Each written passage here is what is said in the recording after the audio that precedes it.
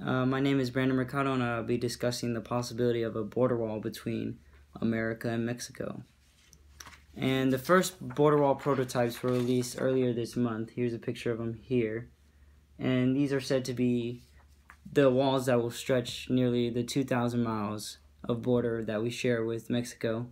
And roughly about 1,200 of those miles belong to Texas alone.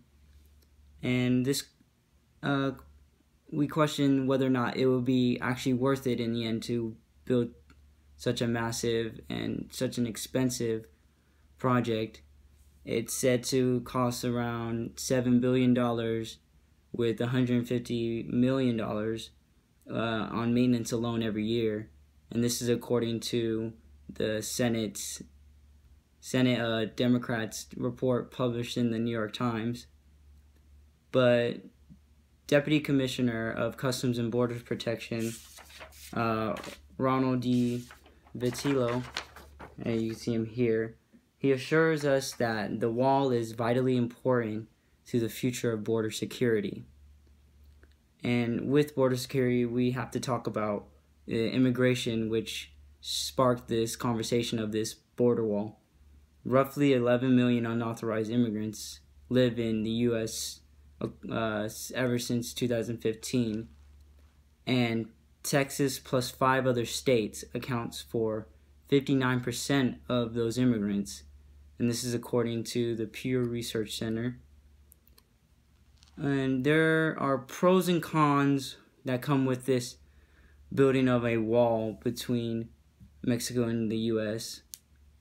If not built, if we keep things the way they are, we are asking for a weakening of the legal and national security environment over time.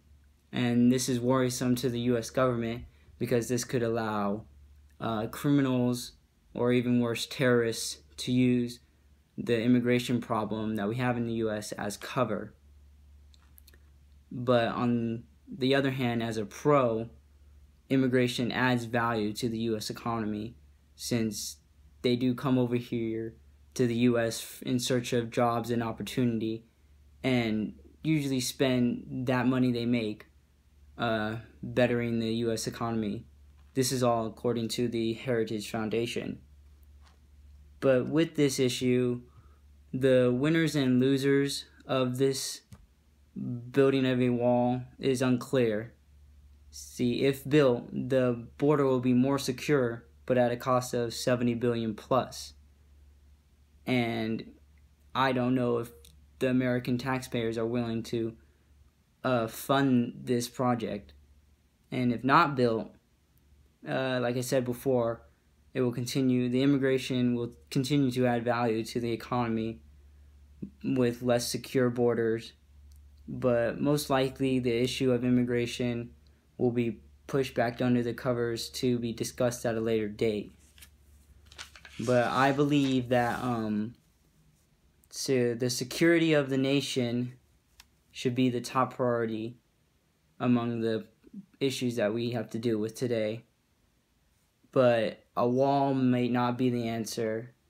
Another solution that they could do is more political participation between the foreign countries,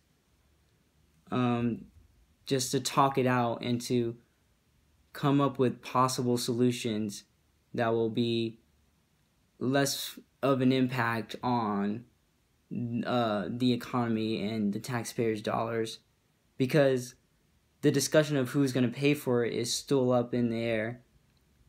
And I don't think that the key is to deport millions of immigrants out of the U.S., since they've been living here with little issues, but since the media puts it in the spotlight, it becomes bigger issues and bigger worrisome.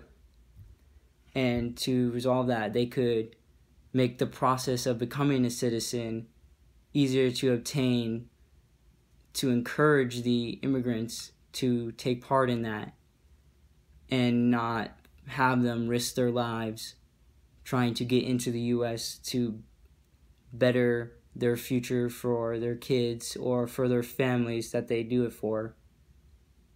And having them being documented citizens will increase or enhance security in the U.S.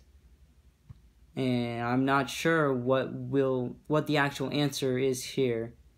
I couldn't tell you if I wanted to, but a wall seems like it will accomplish nothing.